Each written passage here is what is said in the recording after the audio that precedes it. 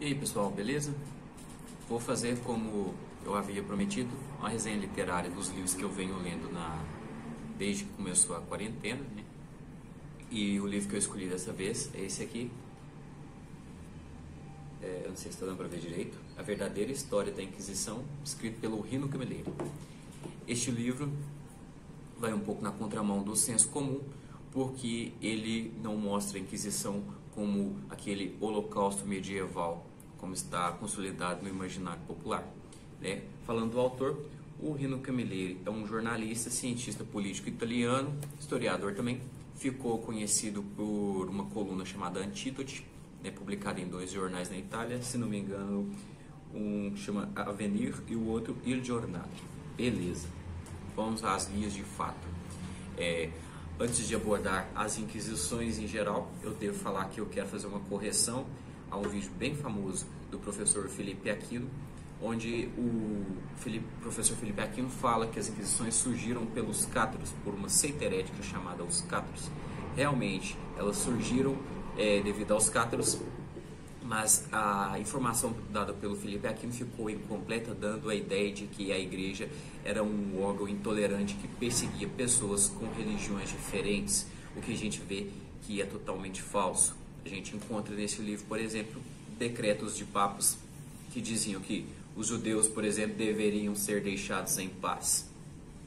Então, tudo bem. Mas vamos fazer um contexto histórico aí. O professor Felipe Aquino não está de errado por um todo. Realmente existiam essa seita, os cátaros. Os cátaros, por sua vez, eram uma derivação, era um neomaniqueísmo, né, uma derivação do maniqueísmo, que é uma seita muito mais antiga, que acreditava que existiam 2 mundos.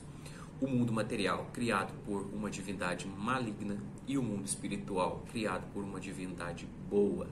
Dessa forma, nós, seres humanos, estaríamos amaldiçoados a reencarnar e reencarnar e reencarnar sempre nesse ciclo amaldiçoado, até nos convertermos ao catarismo e recebemos uma espécie de bênção que perdoasse esses pecados, essa bênção chamada consolamento.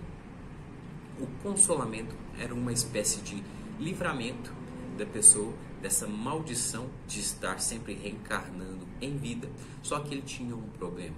Uma vez que a pessoa recebia o consolamento, ela não poderia mais pecar até o momento de sua morte, ou ela perderia a oportunidade de se livrar dessa maldição e não poderia passar por esse ritual novamente, nem em uma vida posterior.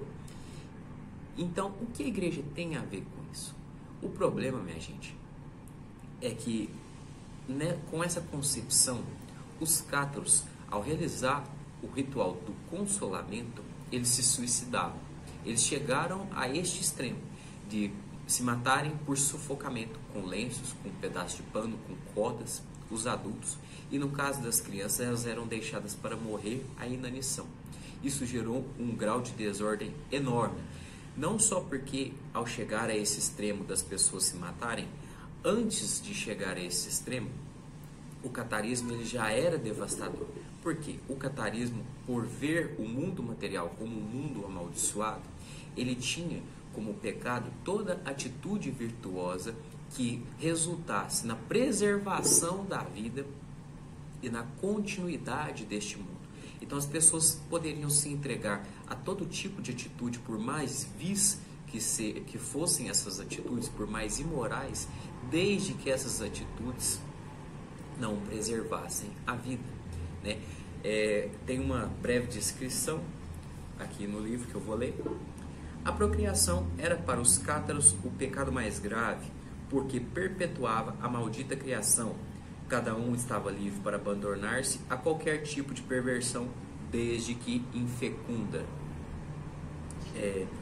A gente vê também neste livro que os cátaros recusavam todas as coisas de origem animal, todos os alimentos, ovos, leite, carne, tudo, justamente por verem como coisas amaldiçoadas. Então o que aconteceu?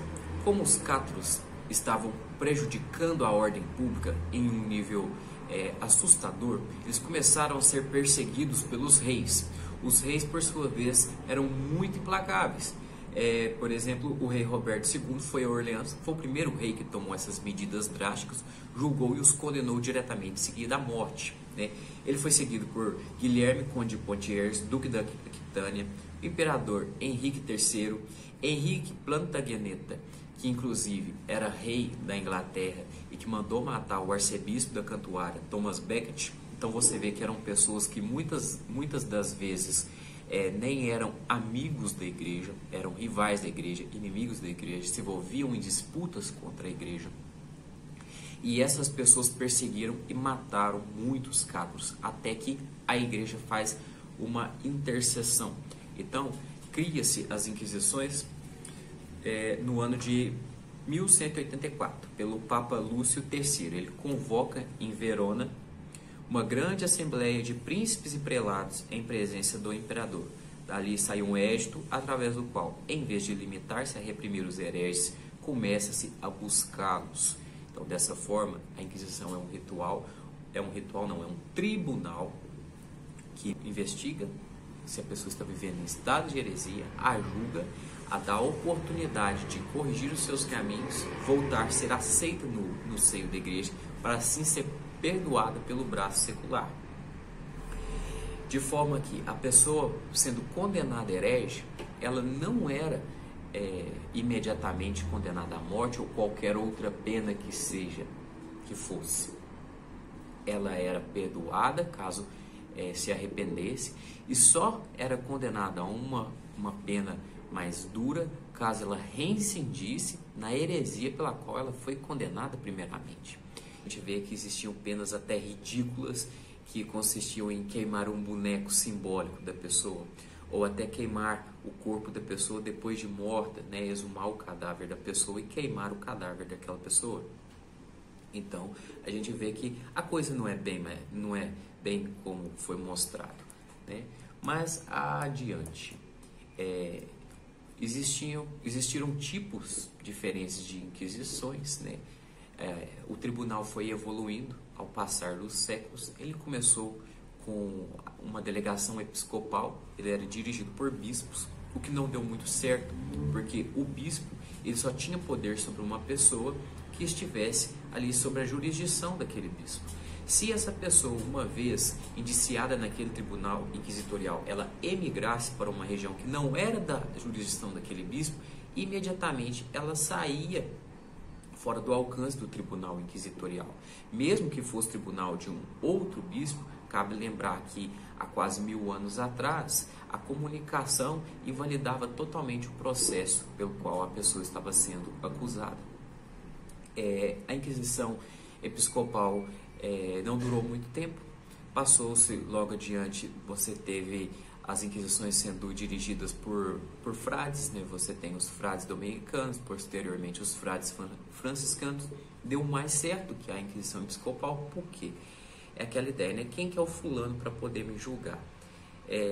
E as pessoas têm muito aquilo de a igreja está querendo o poder, a igreja está querendo o dinheiro, e uma vez que quem dirige um tribunal inquisitorial, quem decreta as penas, etc., são pessoas que fizeram voto de pobreza, que fizeram voto de abstinência, voto de castidade, como é o caso dos frades dominicanos, dos frades franciscanos. Então esse tribunal passa a gozar de maior credibilidade das pessoas.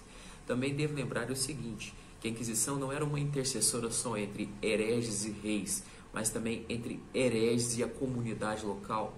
Muitos casos de linchamento aconteciam naquela época, a famosa fofoca, que levava a pessoa a ser considerada como um herege, que muitas vezes atraía pragas para aquele povoado. Então um herege que deveria ser morto, perseguido, queimado, entendeu? A pessoa que caía num sistema desse aí, ela estava lascada definitivamente, se não fosse a igreja interceder por ela, julgar e decretar que ela não era um herege, ou que se era, ela estava perdoada caso se arrependesse dos seus pecados, etc. e tal, e que aquelas coisas que aconteciam ali não eram fruto dos pecados daquela pessoa.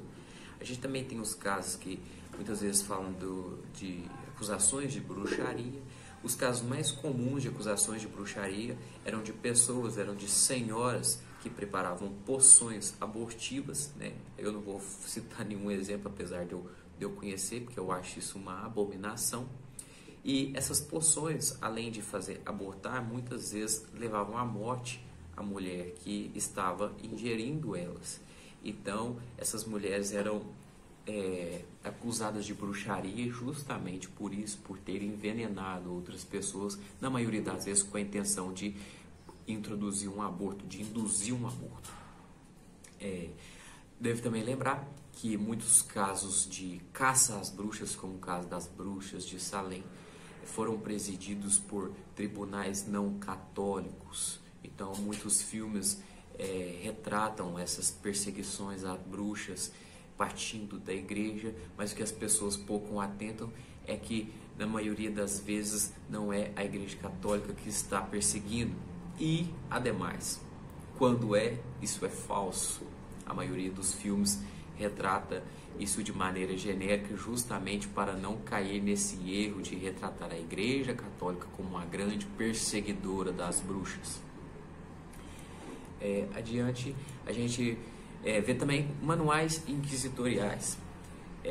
Quem fala tão mal das inquisições, quem acusa tanto as inquisições de todos os tipos de barbaridades possíveis, pega como prova cabal manuais inquisitoriais, o mais famoso do Nicolau Emmerich, que fala sobre o uso da tortura, etc. e tal. Mas eu devo lembrar o seguinte: os tribunais inquisitoriais, eles eram uma forma de orientação, eles não deveriam ser seguidos à risca e não eram seguidos à risca, tendo em vista que não existia só um, existiam vários. Os mais famosos, como eu disse, do Nicolau Emmerich, Bernardo Guy e Raimundo de Penafort.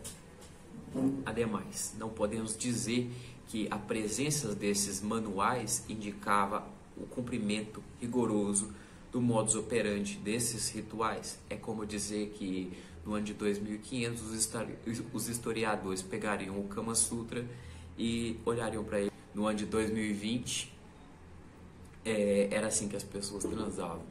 Isso é loucura. A gente vê que o caso da tortura é tão falacioso, porque um dos tribunais mais acusados de tortura e etc., que foi o Tribunal de Toulouse, em 636 processos do ano de 1309 ao ano de 1323, teve um único caso registrado do uso da tortura como método inquisitorial. Então a gente vê que não é bem assim. Falando das inquisições, falemos da mais polêmica de todas, a Inquisição Espanhola. A Inquisição Espanhola, na verdade, ela foi uma inquisição governamental.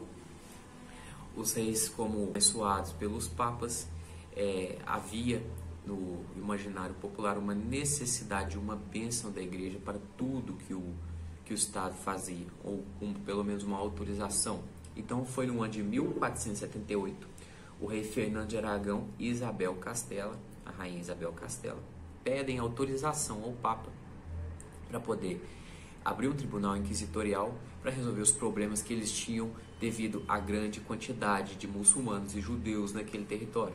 O Papa então se limitou a ratificar a escolha do inquisidor. Então, o tribunal espanhol não era dirigido pela igreja. Ponto final. Qual que era o grande problema que você tinha ali na Espanha? Você tinha a presença de judeus e muçulmanos em um mesmo território. Não preciso nem explicar que isso dá uma merda danada. A Espanha sofria muito com as invasões muçulmanas. Inclusive, o Dom Quixote foi escrito por um ex-escravo, Miguel de Cervantes, um espanhol branco que foi escravizado pelos mouros. Então, o Tribunal Espanhol foi uma medida para tentar apaziguar as tensões que existiam no território espanhol entre árabes, judeus e cristãos. A gente tem que lembrar que o empréstimo de dinheiro a juros, né, a usura, ela era proibida entre cristãos, mas ela não era proibida entre judeus. Então a gente vê uma ascensão de poder da parte de judeus. o que levava a uma revolta popular, né? As pessoas daquela região se revoltavam porque pelo cristianismo elas eram proibidas de empregar essa prática, e essa prática, sendo empregada por judeus, os deixava cada vez mais poderosos. Então esse também foi um dos motivos que precisou haver um tribunal inquisitorial. Muitos judeus eram lixados, eram mortos pelas pessoas. Então eles foram chamados a se converter para o cristianismo, mas para apaziguar essa questão entre cristãos e judeus. Isso também virou um grande problema, porque o novo converso, né, um judeu muçulmano que se fazia cristão, ele recebia uma espécie de subsídio para começar essa nova vida e ser acolhido nos braços da igreja. E esse subsídio cresceu aos olhos de muitas pessoas que emigravam e iam recebendo esse subsídio inúmeras vezes em determinados lugares, num processo de reconversão contínua.